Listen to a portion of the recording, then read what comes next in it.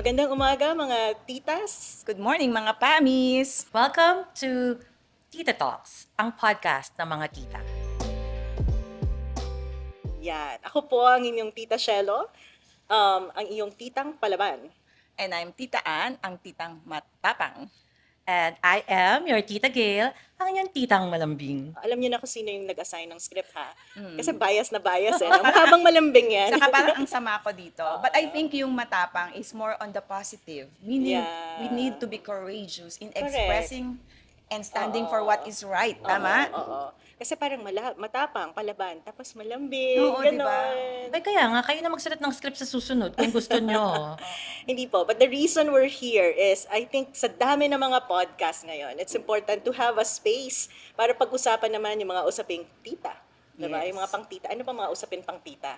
Mga medyo ano yan, it would go around probably yung mga marriages Yeah. or mga lifestyle. Yeah. Mga medyo, kung sa mga ibang gumigimik pa ba o hindi na gumigimik, yung mga shift. Oo, May mga shift na correct. nangyayari na very significant, no? Huwag nating kalimutan pag-usapan ng ating mga maintenance meds. Oo Ano nga. ba yan? Sa ating edad, bilang mga tita, I'm sure may maintenance meds na Maganda kayo. din yun, yung take off na yun sa mga menopause or kaya perimenopause or pre, no? Pre or Yeah. peri.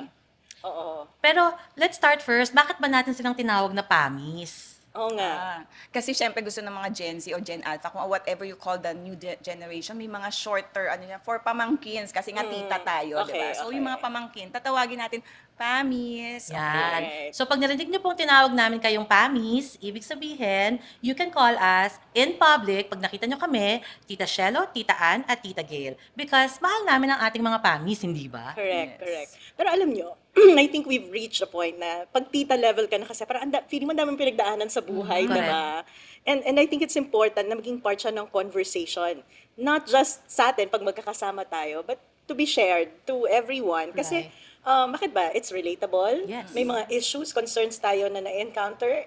And then I think it's important na pag-usapan to so that maybe they learn something from what Yeah. we've experienced, Yep. diba? As individuals. But, bago tayo mag-proceed, ang kapal naman kasi natin, hindi natin Oo pinapakilala. nga, yun na nga. Ina-assume natin So, na okay. kilala nila tayo. So this first episode is called Who We Are at Bakit Kami May Say. Okay. Siyempre, tinatanong nyo, sino ba itong tatlong to at ano ang say nila sa lipunan? So what I want to do is ayoko magbuhat tayo ng sarili natin bangko. Ang gusto ko, tayo, Ann, introduce mo si Shelo kung ano mo siya pagkakakilala. And then ganun din, same thing, si Ann, introduce natin dalawa kung paano natin siya kilala. And ako rin, introduce nyo rin ako sa kung paano nyo ako nakilala. So let's start with Shelo. Oo. So ikaw, paano mo nakilala Si si Shelo? Tita Shelo, sa mga advocacy relating to the government, I think we share the same passion for good governance. Yun yung very important na nakita ko. Okay, regardless of kung ano yung affiliations natin in terms of our corporate duties or political views, tayo, wala tayong pag-uusapan, wala tayong kulay dito. Pero ang gusto lang natin, yung one goal, for the country to be united and also to demand talaga good governance. Yun yung importante. Kaya sabi ko, of value talaga si Tita Shelo dito. Choice. Let's not... Actually, Oh, yeah. parang ilang beses, pangalawang beses, no? Second, fourth, third yeah. times pa lang namin nag-meet in person. pero lagi diba? naman kayo nagva-Viber, kaya magkakilala na I know, kayo. every day. Nasa mga group chats kami. Oo. So, wag natin kalimutan pala mga kapamis, #NoColor. Wala po kaming color, kahit po mapulang-mapula ako, hindi po ako pula, hindi ako pink, Ano okay? yan? Sun kiss. Yes, sunburn. Oo, kasi medyo nagbora-bora siya. Kakagaling ko lang po ng Boracay, FYI. Rumampa ang Tita Gil. Yes, rumapa si Tita Gail. So, tapos ka na kay Tita Yes. Shelo? Ako, okay, marami akong sasabihin. Si Tita Shelo ay kabatch ko sa Towns. It's the Outstanding Women in the Nation Service for 2025. Pero, mas kilala niyo siya bilang songer ng Yeah. tax ng ina mo, bantayan mo, isusubo mo na lang, ninakaw pa sa'yo. Siya Wow, yon. ang ganda. Siya po yun. Papalitan na ako as Oo, rapper. Ay, ang sorry. galing ng mga pasok ng Feeling ko wala ako sa tono, pero may promise ka sa akin, sis. Yes, sa next video. Sa next, MTV niya, backup Sasayaw dancer siya. ako. Wow. Tapos nag-ano ka? Ah. Ano tawag doon? Running Man. Man. Ayan, tsaka Yan yung mga- mga panahon natin. Yes. Hindi po pwede yung mga pang tita. Hindi pwede yung tita moves yun clubbing. Oo. So, dapat ang steps ko, Running Man, Roger Rabbit, Yeah, mga ganon, Roger. mga mashed potato, Oh my ganyan, gosh. diba? So, yun po. Relate na relate sila doon. Yung mga tita, yes. Yung mga tita, alam nila Yung mga yun. pamis, hindi. Yung mga pamis, Yung hindi rabbit? nyo alam yun. Mamaya may demonstration dito. Yung Roger Rabbit, hindi yun hindi yun Candy, White Rabbit yun. So yun, so napakatapang talaga, ay napakapalaban po talaga ni Tita Shelo. Dahil nung nag-guest ako sa podcast niya, habang ini-interview niya ako, meron siyang sinasagot na basher. So, lucky kami ni Tita Ann dahil kasama namin si Tita Shelo. And Tita Shelo, thank you for saying yes to this call. Akala ko Actually, for my songs. sorry, ikaw pala nakaisip ng concept. Sinama lang natin si Ann. Ano ba yan? Mali-mali. Ang tita niyong malambing na si Tita Gail, mali-mali. Okay, next, si Ann Okay, naman. next si Ann naman. Sige, ikaw. Ako na mauuna, no? Actually, nung una kong na-meet si Ann, or actually, una siya nakita ko siya sa hearing on budget because I always monitor what's going on sa mga, sa Senate, sa Congress, sa mga discussion. And I always get fascinated sa mga women na naninindigan, diba? Kasi alam nyo, yung mga kababaihan, lagi tayong naging busy Yung sa cycle ng life natin, na mag-aalaga tayo ng mga anak, and to be able to balance all of that. That's the biggest challenge sa atin, no? So na-amaze ako, natutuwa ako na silang dalawa yun very active, attending Senate and really asserting that we really need to fix. And syempre, ang focus ng discussion nun, blockchain. So doon na kami nagsimula, tapos bigla akong may naisip na kausap with followers of my vlog na, i-blockchain natin ng government, diba? So that's when we had our first breakfast. So, yun ang hindi po yung mga tungkol sa love life niya. Hindi yun yung alam ko sa kanya. Hindi masyado. Hindi. The blockchain. Saka wala kang alam doon, Wala, actually. diba? Tech, ganun. Yun ang alam Yeah. ko. Yeah. Ako mahaba at marami, pero dahil in the spirit of time, 30 minutes lang tayo dito. So si Ann, nakilala ko siya in 2017.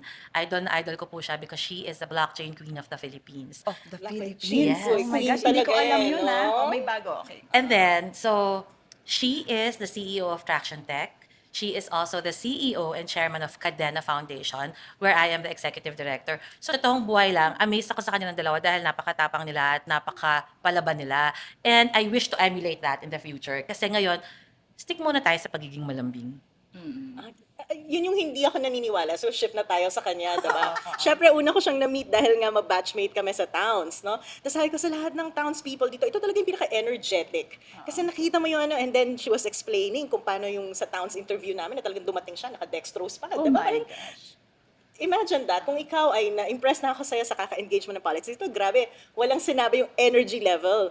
But that's where I'm wondering nga at this age, di ba, minsan hirap na hirap tayo sa paghugot. Saan ba kukuha ng energy to be able to do all the things I want to do? But sa Tita Gail, Yeah. hindi matutuloy yung podcast na to kung hindi kay Tita Gail kasi araw-araw niya kami kinukulit. I think may nagdedexo sa gabi to ng kape.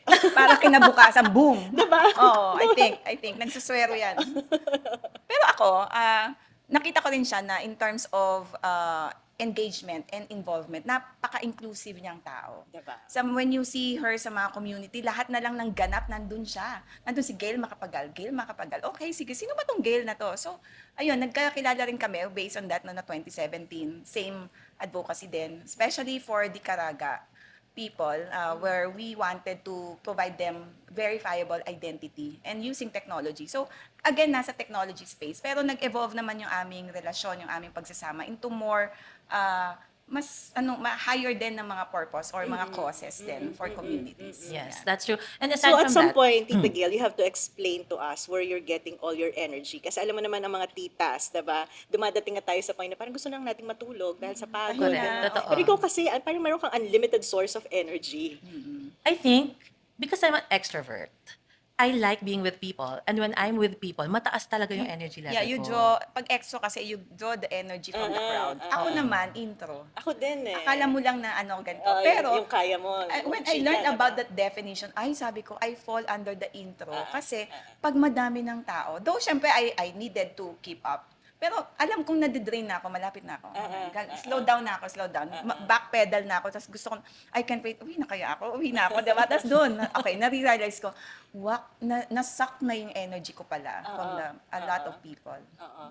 Pero pag extrovert ka kasi kumukuha ka ng energy from the crowd. Yes, Yes. yun yung nagbo-boost sa'yo. Oo. Pag mas Ako- maraming tao, mas Yeah. hyper at ang taas-taas talaga ng energy ko. Ako, siguro somewhere in between. Kasi parang I get excited when I'm around people, but I also get drained. So parang sa dami ng ginagawa ko, I have to have a day in a week na talagang quiet time lang. Kasi Yeah. hindi nag-iisip. Otherwise, magkakasakit ako pag 2 weeks na diretso. Oo, for sure. Oo. Yun. So, yun po, narinig nyo na, no, si Tita Shelo, si Tita Ann, si Tita Gail, kung anong ginagawa namin at bakit kami may say sa lipunan. So, ano ba ang una natin gustong ipabatid sa ating mga pamis at saka sa ating mga kapwa-tita pagdating sa usaping perimenopause? Biglang perimenopause ang Oo. discussion. Alam niyo kasi kanina pagdating ko dito, kasi morning, diba? Ako kasi night person talaga ako. It's so difficult for me to wake up in the morning. But when you reach that age na, ay, parang nasa perimenopause na ako, parang kahit gusto mong matulog ng 10 oras, hindi talaga eh. Nagigising ka in the middle of the night, tas kulang yung tulog mo. So parang mainit yung ulo mo. Tapos pag mainit yung ulo mo, akala ng asawa mo, mainit yung ulo mo sa kanya all the kanya, time. oh my gosh. So parang, I think what is important is we talk about what perimenopause is, not just for us, tita, but also for the partners so that they Yes. would understand Right. what Siguro women are kapatid going children, through. baka pati children Yes, na, baka yes. si mami, lagi na lang maintang ulo lately, Correct, no? correct. So they need to understand, Oo. may face to talaga. Oo. Though hindi ako makaka-relate, Tita Shell, Ayun no, na Tita nga Gail, eh. kasi biologically or medically speaking, natanggal na Oo. kasi yung aking uterus at Mm-mm. mas earlier age. So sabi ng aking OB, I won't go through the menopause stage. So hindi ako nakaka-relate sa ibang women na magkukwento sa akin about this. But of course, I can empathize na, I'm sure this is very challenging kasi yung hormones affects your mood, Yes, affects yes. your how you want to go about your daily things, di ba? And yung idea na before you can do all these things, multitasking, and then all of a sudden, biglang parang ang foggy na ng mga bagay-bagay. Oh, may brain Yeah. fog din pala Yes, to. totoo Yes, yan. yes, Totoo yes. yan. Not just the irritation. Yeah, so so I will enumerate. Okay, So para sige. I'm sure hindi pa to lahat-lahat, no? So may mga interruptions sa sleep. So dati sobrang lalim kong matulog. Ngayon parang okay, nagigising ako. Kaya minsan sabi ko sa husband ko, huwag mo akong dinidikatan because I want the space to Oh, sleep. right, Yung right. ganon. And then hot flashes. Minsan Yeah. kahit nakatodo yung aircon mo, bakit parang ang init? Tapos maya-maya, after 30 minutes, parang ang lamig. Ang init, ang lamig, ang init, ang lamig. Tapos sweating, meron mga ganyan. Yung palpitations ko, I don't know if I will associate it with perimenopause because I had palpitations before. So, but parang years Siguro ago, heightened. they keep on telling me, ito pinag-usapan natin Oo. kanina eh, na parang they always associate things with hormonal imbalance. yes, So I have to yes. take maintenance medication for that. Ano ba? The monthly period. Dati Yeah. kasi parang okay lang ako surviving. Parang 5 days tapos na, diba? Mahina lang. And I use menstrual cup. For those who do not know the cup, it's a silicone cup where you put it inside so you don't have to use napkin. So dati parang half a day, noontime, ganyan, hanggang hapon, nakaka-survive ako. Kasi mahina lang period ko.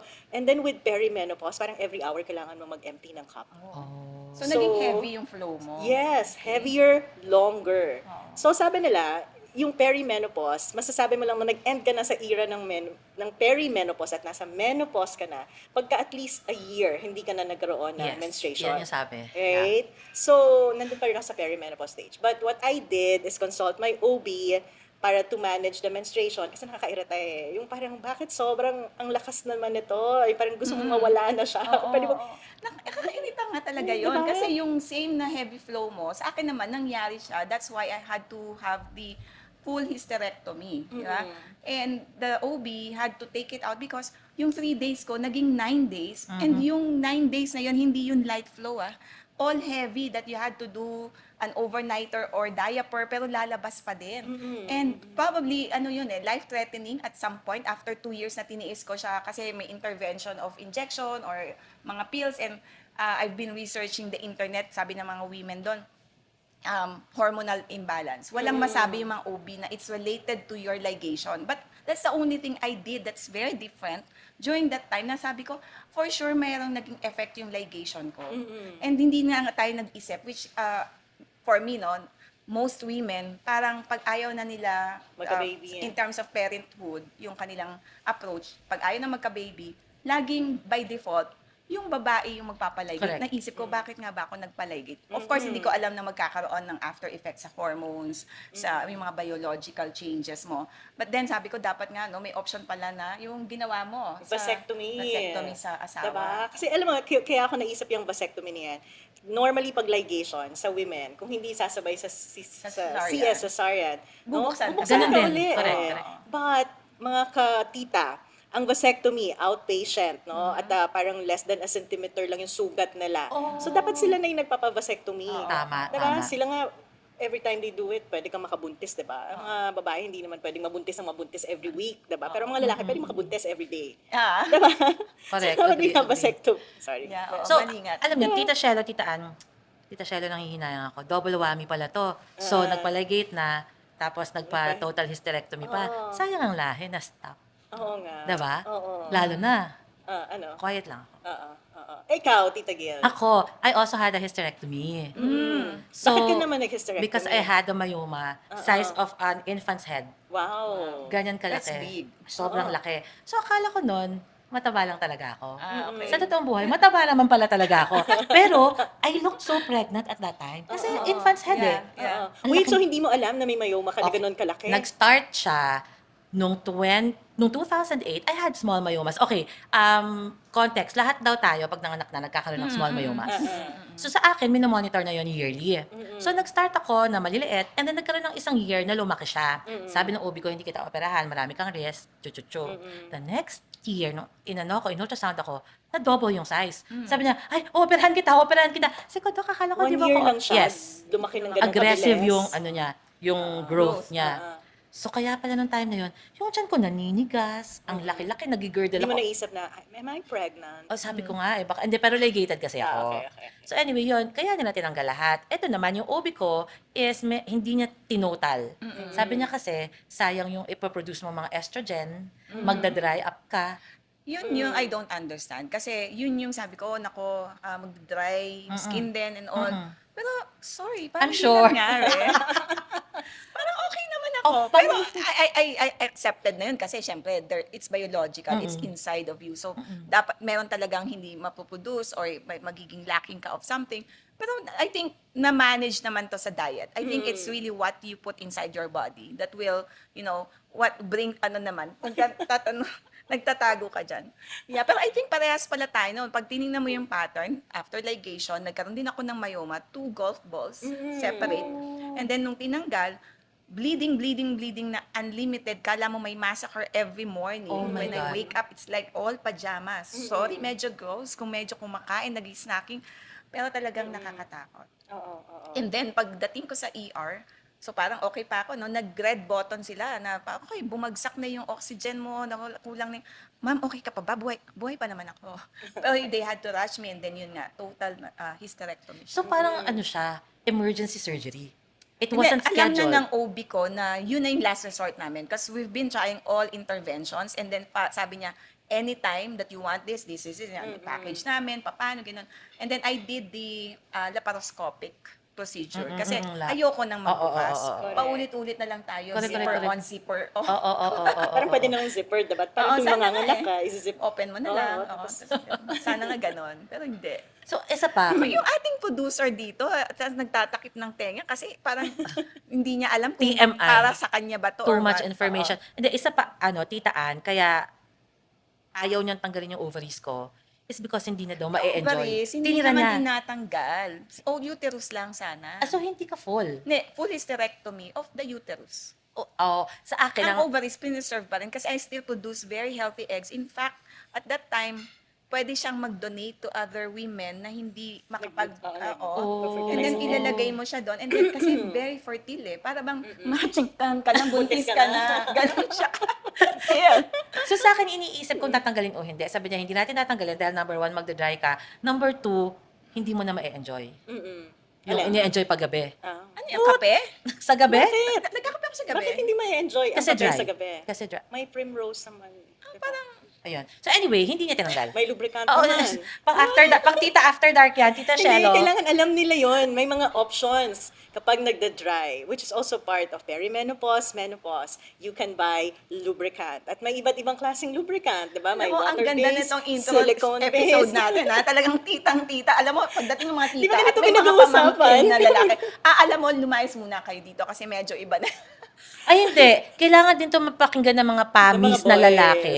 Kasi, Yes. unang-una, akala ng mga asawa natin, mainit ang ulo natin sa kanila, Yeah, ayaw natin silang anak din. katabi, Uh-uh. at personal nila. They At saka take yung it mga anak kong personal. lalaki mag-aasawa din sila. So Correct. they have to know Yes. what Yeah. women undergo in their life cycle. Yes, diba? yes. Though medyo matagal pa yon at the later stage. Oo. But But you at have to least meron understand. silang knowledge. Pero sinishare namin to, not to say that we have disabilities as women. No? Yeah. Sinasabi lang namin, this is what we go through every day. Diba? As women. And parang, okay, parang And gets I nyo. think I mean, though, because hindi to na-experience ng men, ito yung isa sa mga value natin that yung strength natin can really Right. surpass. Agree. Yung mga Oo. gantong, Actually, kaya feeling ko mas Oo. pasensyoso ang women. Kayang mag-multitask Oo. because of all We these things endure. that we experience and yet Yes. we're able to deliver. Yes. Diba? That's Yes, right, yeah. that's Diba? right. Kasi Mm. parang may Iba rin yung- discomfort ka nang nararamdaman, nagrereklamo ka ba? Hindi. Diba? You still have to do and deliver what you need to do. Diba? So talaga, sa totoong buhay lang, tayo ang stronger sex. Dahil number Yeah, one, Actually, I agree with that. lagi tayong, every month, we face menstruation. Nanganganak Oo. tayo. Oo. Ano pa ba mga nangyayari sa buhay natin, sa katawan Then natin we have to na... assert ourselves kasi na-marginalize tayo bilang mga Yes, kababaihan. true. Diba? So, do you and the agree, default Tita Ann? caretaker, the Correct. default Yes. homekeeper, the Yes. default lahat ng ikaw mag-organize. So, Yes. nagmamanage ka na ng opisina, iniisip mo pa yung bahay, diba? Actually, hindi na ako nag-iisip ng mga bahay. Kaya palaboy ng mga anak ko eh. Ay, hindi na dyan siya. Oo. Yeah, yung multitasking. I think that's very, unique That's to... inherent oo, no? Sa to mga women. Though, of course, mga lalaki rin may ganun. Pero sa atin, I think yun, inherent siya. automatic eh, Oo. diba? We were born to be... Rule the world. to multitask. Oo. And to do a lot of things. Kaya tayo nasa details eh. Sila nasa general. Yeah, Yeah. that's true. Simple lang yan. I-summarize na lang natin siya ng Who Run the World. Yeah. Girls. Diba? Girls. Correct. Who run the world. Diba? Yeah. Alam nyo guys, wala ako sa tono kumanta. Pag napanood to ng mga kaibigan ko, mababash ako. Dalawang beses ka pang kumanta, yung tax ng ina mo at saka yung Who Run the World. Tumahimik ka, sasabihin nila sa akin. So anyway, again, who we are perimenopausal women, but we have a say in the society because Tita Shelo is a professor from the University of the Philippines and she has a lot of say when it comes to how to change or to improve governance. Tita Ann is idol ng mga kababaihan to. Bukod sa mukhang Diyosa, Entrepreneur. entrepreneur, Tuturuan niya matalino. tayo kung paano maging milyonaryo. Yes, tuturuan niya tayo. Milyonaryo Dapat lang. Hindi siya actually milyonaryo. Kasi Ayaw niya yung inflation word na na yun. milyonaryo. Inflation. Ang gusto Walang niyang word, Milyonaryo na Korean word. hindi. Tita Ann, Tita Shalo, alam mo, Tita Shalo, alam mo kung anong gusto niyang word? Multi-millionaire. Kasi nga yung 1 million, pag Wala isipin na mo, siya. yun na nga yung hinihingi nating minimum Ma-tax threshold sa exempt. tax Oo. exempt. Correct, So dapat correct. multi-millionaire na nga Oo, yung masyado goal, na. no? Parang yung sa household ngayon, pagka nag-uuwi ka ng gantong amount of sweldo, parang iisipin mo, ubus kagad yun. Correct. Evaporated. Correct. Gone in 30 Grocery, seconds. kuryente, tubig. Judith, kay Judith pa lang, Oo, ubos na magbabayad ka na tayo. ng loans. Anong Judith? Judith. Judith, okay. So siya talaga, walang iniisip na Judith kasi, sister. Automatic charge siya. At paid, Auto-debit. Payment. paid lahat. Auto-debit. Sana all, kagaya ni Tita Ann, di ba, Pamis, no? So tuturuan po tayo ni Tita Ann. Sa succeeding episodes natin, ay iba-iba pag-uusapan natin. Yeah, Financial may- management, financial- anger management. No? Entrepreneurship, di ba? So, hindi naman tayo, mag-inject lang tayo here and there. As of course, lahat tayo, we're Filipinos. We need to be concerned about the future of our Yeah. children, Yes. grandchildren, the nation, di ba?